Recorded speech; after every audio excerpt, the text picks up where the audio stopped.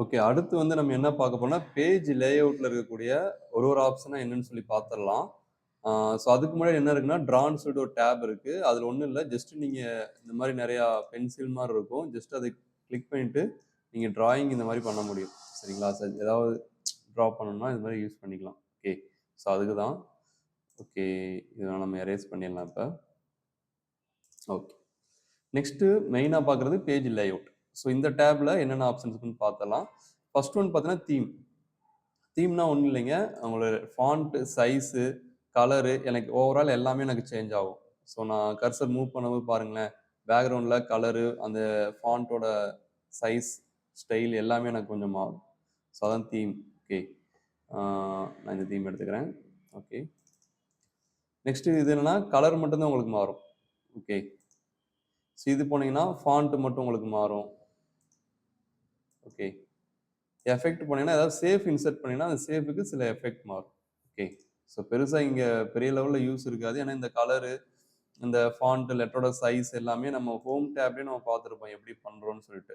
So நம்ம இங்க வந்து அத யூஸ் பண்றது ரொம்ப ரேர் தான். ஸோ குயிக்கா ஏதாவது ஒரு டிசைன் பண்ணணும்னா, நீங்க அப்ப அந்த டைம்ல தீம் யூஸ் பண்ணிக்கலாம். Okay. Next page setup. So இது ரொம்பவே நம்ம அதிகமா நம்ம யூஸ் பண்ணக்கூடிய ஏரியா இது. ஃபார் எக்ஸாம்பிள் ஃபர்ஸ்ட் ஒன் என்னன்னா மார்ஜின். ஸோ நான் என்ன பண்றேன், அதில கிளிக் பண்ணிட்டு நார்மல்ல இருக்கும். ஸோ இப்ப நான் வந்து என்ன பண்றேன், நேரோ குடுக்குறேன். ஸோ பெரிய மார்ஜின். இப்ப நான் இந்த ஜூம கம்மி பண்றேன் பாருங்களேன். ஸோ கம்மி பண்ண எனக்கு இப்ப இங்க ஒரு டாட்டர் லைன்ஸ் தெரியுதா? ஸோ அப்டின்னா என்னன்னா, இதெல்லாம் ஒரு பேஜ்ல பிரிண்ட் ஆக போகுதுன்னு அர்த்தம். இது 2வது பேஜ்ன்னு அர்த்தம். நான் இப்ப இருக்க இந்த டேபிளவே என்ன பண்றேன், கொஞ்சம் இருக்கிற டேட்டாவ கொஞ்சம் எக்ஸ்டெண்ட் பண்ணிக்கலாம். ஸோ காப்பி பண்ணி நான் மறுபடியும் இங்கிட்டு போட்டுக்கிறேன். ஓகே. ஸோ அப்ப என்ன ஆகுது, இந்த டாட் பாருங்களேன். எனக்கு இதிலிருந்து 2வதுல வந்து இங்கிலீஷோட எனக்கு கட் ஆகுது. கரெக்ட்டா? சயின்ஸும் டோட்டலும் எனக்கு வரல. அதாவது அது 2வது பேஜ்க்கு போயிருச்சு. ஓகே. ஸோ அப்ப நான் ஃபைல்ல போயிட்டு பிரிண்ட் பிரிவ்யூ பார்த்தேன்னா, எனக்கு இங்க பாருங்களேன்.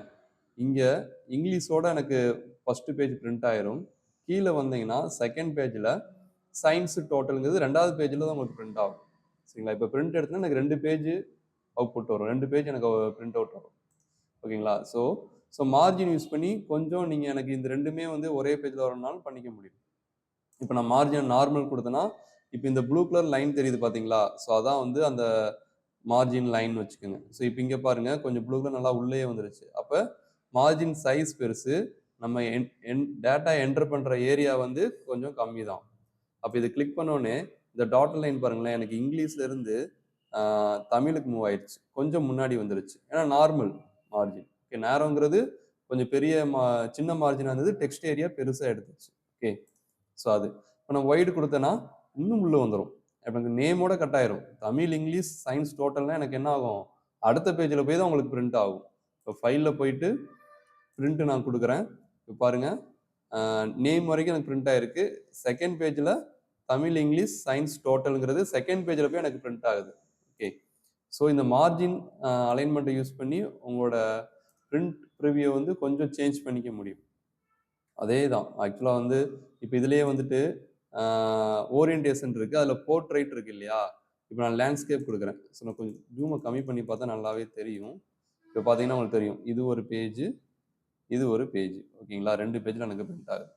இப்போ ஓரியன்டேஷன்ல போர்ட்ரைட்ல இருக்கிறதுக்கு பதிலா லேண்ட்ஸ்கேப் குடுத்தேன்னா பாருங்களேன், எனக்கு பேஜ் இப்படி மாறிரும். ஸோ இப்படி மாறும்போது இந்த டேட்டா எடுத்துறலாம். எனக்கு டோட்டல் மட்டும் நெக்ஸ்ட் பேஜ்ல போகும். மத்ததெல்லாம் ஒரே பேஜ். ஓகேங்களா? ஃபைல்ல போயிட்டு பிரிண்ட் குடுப்போம்.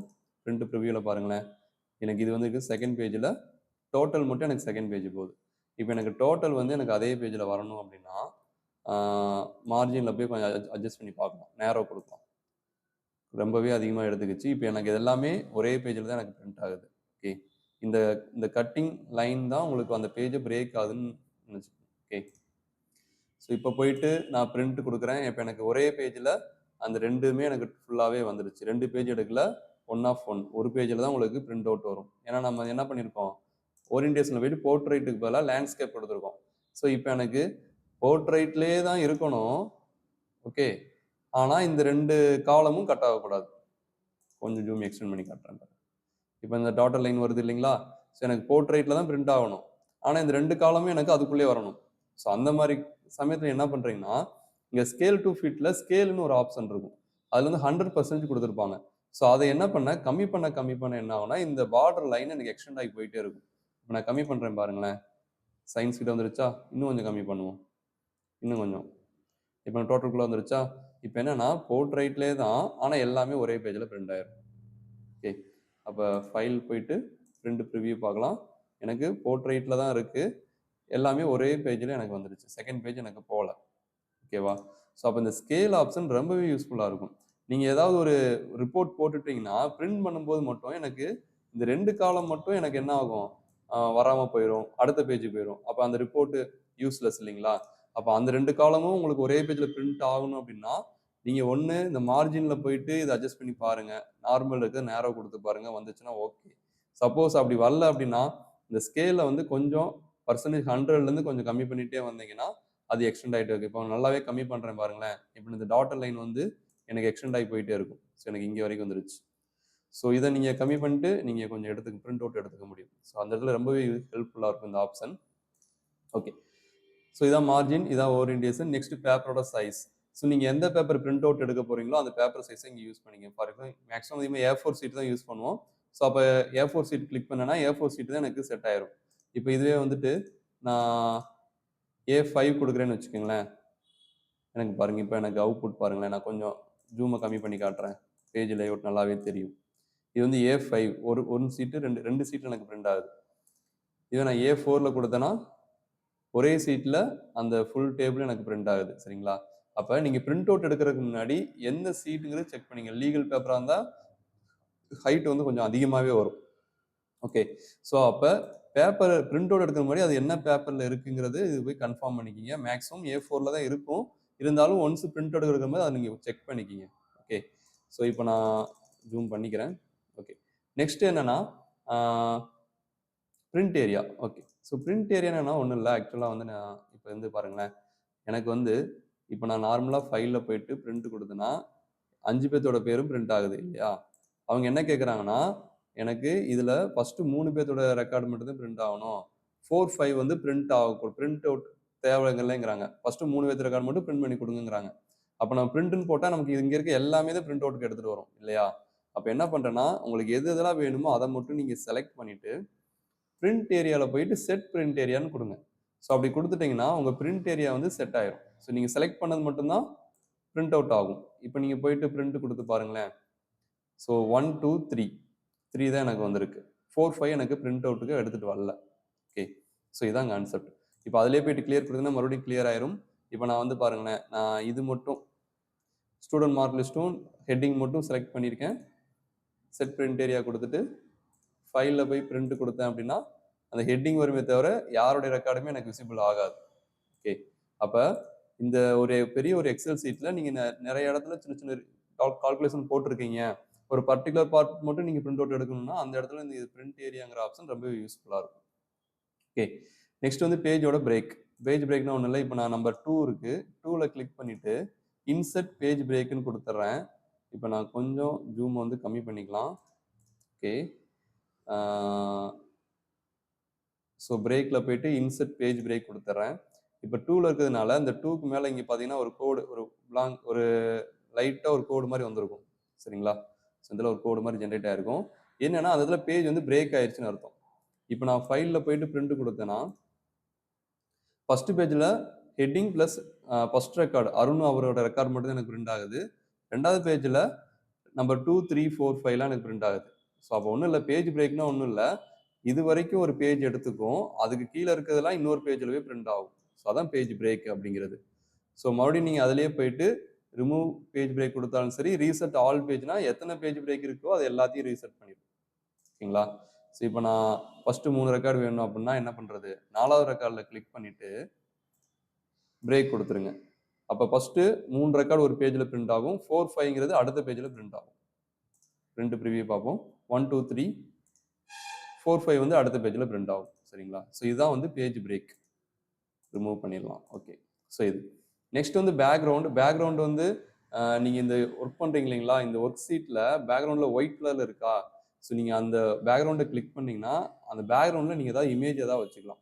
நான் ஃப்ரம் ஃபைல் போகிறேன். இதில் ஏதாவது இமேஜஸ் இருந்ததுன்னா நம்ம உள்ள வச்சுக்கலாம். இந்த இந்த ஃபோட்டோ கிளிக் பண்ணி இன்சர்ட் கொடுக்குறேன் பாருங்களேன். பேக்ரவுண்ட் ஃபுல்லாகவே அந்த அந்த ஃபோட்டோ மாதிரி வந்துடும். இதுவே உங்கள் கம்பெனியில் ஒரு லோகோ இருக்குது அப்படின்னா அந்த லோகோ வந்து நீங்கள் மைல்டாக, அதாவது டிரான்ஸ்பரன்சி ரொம்ப கம்மியாக வச்சு நீங்கள் பேக்ரவுண்டில் வச்சுட்டு நீங்கள் ஒர்க் பண்ணிக்கலாம். ஆனால் இது பேக்ரவுண்டில் நான் வச்சுட்டு இதை நான் போய் பிரிண்ட் பண்ணி பார்க்குறேன். பிரிண்ட் பண்ணும்போது அந்த அந்த பேக்ரவுண்டில் இருக்க இமேஜ் எனக்கு வராது. ஜஸ்ட் நீங்கள் ஒர்க் பண்ணும்போது ஒரு லோகோ மாதிரி பின்னாடி நீங்கள் வச்சுக்கலாம், அவ்வளோதான். பேக்ரவுண்ட் டிசைனுக்காக மட்டும்தான். ஓகே, ஸோ இது வேணா யூஸ் பண்ணிக்கிங்க. மறுபடியும் டெலிட் பேக்ரவுண்ட் கொடுத்தீங்கன்னா அது ரிமூவ் ஆயிடும். ஓகே, ஸோ நெக்ஸ்ட் என்னன்னா பிரிண்ட் டைட்டில்ஸ். அப்படின்னா என்னன்னா, இப்போ இதை கொஞ்சம் ஜூம் கம்மி பண்ணிடலாம். ஓகே, இப்போ எனக்கு பேப்பர் சைஸ் வந்து A4 தான். ஓகே, இது கொஞ்சம் கம்மி பண்ணிட்டேன்னா எனக்கு இந்த டேபிள் வந்து ஒரு பேஜில் பிரிண்ட் ஆகுது. நெக்ஸ்ட் இன்சர்ட் யூஸ் பண்ணிக்கிறேன். அதில் சேஃபில் போயிட்டு ஒரு ஸ்டார் சிம்பிள் இந்த பேஜில் போட்டுக்கிறேன். ஓகே, ஒரு ஏரோ சிம்பிள், அதாவது ரைட் ஏரோ சிம்பிள் இந்த இந்த கீழே போட்டிருக்கேன். ஒரு சர்க்கிள் சிம்பிள் இந்த சைடு போட்டிருக்கேன். அப்போ என்னன்னா இது ஒரு பேஜ், செகண்ட் பேஜ், தேர்டு, 4. ஓகேங்களா? அப்போ இப்போ லே அவுட் வருவோம். பிரிண்ட் டைட்டில்ஸ்னால் ஒன்றும் இல்லை, இது இந்த ஆர்டரில் பிரிண்ட் ஆகணுமா இல்லை இது பிரிண்ட் ஆகிட்டு செகண்ட், 3, 4, அதாவது ஃபர்ஸ்ட் இந்த பேஜ் பிரிண்ட் ஆகிட்டு அடுத்து இந்த பேஜ், அடுத்து இது, அடுத்து இது, இந்த டைரக்ஷனில் பிரிண்ட் ஆகணுமா இல்லை ஃபர்ஸ்ட் இது பிரிண்ட் ஆகிட்டு கீழே பிரிண்ட், செகண்ட் பிரிண்ட் ஆகிட்டு தேர்ட், 4, எந்த டைரக்ஷன் பிரிண்ட் ஆகுங்கிறத நீங்கள் இதை போய் கொடுத்துக்கலாம். இப்போ பாருங்களேன், டிஃபால்ட் என்ன இருக்குது, இப்படி கீழே ஏரோ மார்க் வந்துட்டு அதுக்கப்புறம் வந்திருக்கு. அப்போ இது பிரிண்ட் ஆகிட்டு கீழே வந்துடும். அப்போ இப்போ நான் பிரிண்ட் ப்ரிவியூ போனேன்னா first table print first paper வரும், செகண்ட் பேப்பரில் ஏரோ, தேர்ட் ஒன்ல ஸ்டாரு, சர்க்கிள். ஓகே, அப்போ நான் ஃபைலில் போயிட்டு பிரிண்ட் ப்ரிவியூ பார்க்கலாம். ஃபர்ஸ்ட் எனக்கு டேபிள் வந்துருச்சு. நெக்ஸ்ட்டு மூவ் பண்ணுவோம், ஏரோ மார்க்கு, அப்புறம் ஸ்டாரு, அதுக்கப்புறம் சர்க்கிள். சரிங்களா?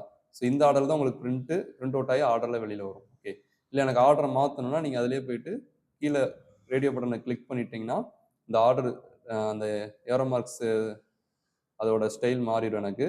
எனக்கு இப்படி இருக்கிறது எனக்கு இந்த மாதிரி மாறிடும். இப்போ ஓகே கொடுங்க. ஃபைலில் போயிட்டு பிரிண்ட் பண்ணிங்கன்னா ஃபஸ்ட்டு டேபிள், செகண்ட் என்ன வரும், ஸ்டார், அதுக்கப்புறம் ஏரோ, அதுக்கப்புறம் சர்க்கிள். ஸோ அந்த பிரிண்ட் டைரக்ஷனை மாற்றுறதுக்கு இதை நீங்கள் யூஸ் பண்ணிக்கலாம். சரிங்களா? ஸோ அதுதான். ஸோ அதான் ஸ்கேல் பற்றி சொன்னேன். நெக்ஸ்ட்டு கொஞ்சம் ஜூம் அதிகப்படுத்திக்கலாம். ஓகே ஓகே ஸோ இது வந்து கிரிட் லைன்ஸ். கிரிட் லைன்ஸ்னால் ஒன்றும் இல்லை, நமக்கு இந்த பாக்ஸாக தெரியுது இல்லைங்களா, கட்டமாக தெரியுது இல்லையா, அது ரெஃபரன்ஸுக்காக. அது வேணுமா வேணாமுங்கிறது இதில் போய் டிக் எடுத்து விட்டிங்கன்னா அது தெரியாது. ஆனால் அது பாக்ஸாக தான் எனக்கு ஒர்க் ஆகும். சரிங்களா? நமக்கு விசிபிளில் அந்த பாக்ஸ் தெரியாது, அதான் வியூ. அதே மாதிரி ஹெட்டிங்குமே இந்த ஏபிசி 1, 2, 3 இருக்கு இல்லையா, அதுவுமே வியூவை தூக்கி விட்டிங்கன்னா தெரியாது, ஹைட் ஆயிரும். ஆனால் செல்லோட அட்ரஸ் எனக்கு T10 வருதா, இங்கே கிளிக் பண்ணோன்னா அந்த அட்ரஸ்லாம் ஒர்க் ஆகும், நம்ம வியூவில் மட்டும் அது தெரியாது. ஓகே, இது நெக்ஸ்ட் ரெண்டையுமே நீங்கள் பிரிண்ட்டில் கொடுத்துட்டேன்னு வச்சுக்கிங்களேன், பிரிண்ட் அவுட்டில் உங்களுக்கு இந்த நான் ஏபிசியும் வந்து 1, 2, 3 வந்துடும், உள்ளுக்குள்ளே இருக்கிற சின்ன சின்ன பாக்ஸஸும் வந்துடும். சரிங்களா? எல்லா பாக்ஸஸுமே பிரிண்ட் ஆகும். இப்போ நான் ஃபைலில் போய் பிரிண்ட் கொடுக்குறேன், இங்கே பாருங்கள் எல்லா கட்டமும் எனக்கு வந்துருச்சா? ஸோ இதான் கான்செப்ட். சைடில் 1, 2, 3 வந்திருக்கும், ஏபிசிடியும் வந்திருக்கும். ஸோ ஓகே, ஸோ இதுதான் இதில் இருக்கக்கூடிய ஆப்ஷன்ஸ். ஓகே, நெக்ஸ்ட் அரேஞ்சில் என்ன இருக்குன்னா, bring forward, send backward, group, rotate, இது எல்லாமே வந்து எங்கே பார்த்துருப்போம், நம்ம லாஸ்ட் வீடியோவில் வந்துட்டு சேஃப் ஃபார்மேட் பற்றி பார்த்துருப்போம் இல்லையா, அந்த சேஃப் ஃபார்மேட்டில் போனீங்கன்னா இந்த சைடில் இருக்க செக்ஷன் அதே தான் இங்கேயும் கொடுத்துருப்போம். சரிங்களா? வேறு ஒன்றுமே இல்லை. ஓகே, ஸோ இதான் வந்து பேஜ் லேஅவுட். ஓகே, ஸோ இந்த வீடியோ பார்த்துட்டு நீங்கள் இதை ப்ராக்டிக்கலாக ட்ரை பண்ணி பாருங்கள். ஸோ அப்படின்னா தான் கொஞ்சம் யூஸ்ஃபுல்லாக இருக்கும்.